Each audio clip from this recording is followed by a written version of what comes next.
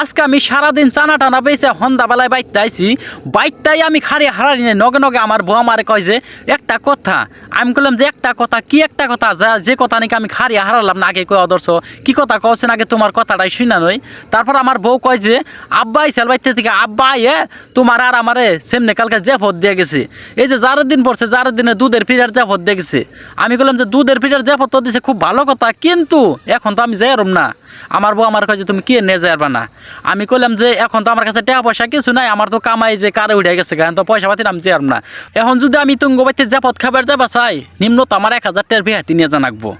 এই কথা কইলাম। এই কথা কওয়ার পরে আমার বউ আমার কইলে যে এখন যদি যাবার সাথে তো 1000 টাকা তো বিহাতি না নাকবো বিহাতি ছাড়া কি আর হসুর বাড়ি যাইবা তুমি। আমি বললাম যে এটা তো হাসা কথাই তার জন্য তো আমি যাবো না তুমি যাওগা তুমি যে খাইয়া হোগা। তারপরে আমার বউ আমার কইলে যে তোমার তো বিহাতি নিয়েই জানাকবো আজকে। আমি আবার কইলাম যে আমি বিহাতি নিয়ে যাই হারুম না আমার কাছে একটা হাও নাই কে। হ্যাঁ তারপর আমার বউ বলে যে তুমি ন যাই বেহাতি ছাড়া যাবে আমার কি আমার কিছুই না আমি বাইতে যাবো যা পামো তাই খাওয়ামো তুমি বেহাতি ছাড়া যাবে তোমারে খালি মুজ পাঠাতে ভাত খাওয়াই দিব। তারপর আমি আমার বউরে কইলাম যে আমি বেহাতি নিয়েও যাই হারম না আমি মুজ পাঠাতে ভাত খাই হারম না আমি হসুর বাড়িও যাম না।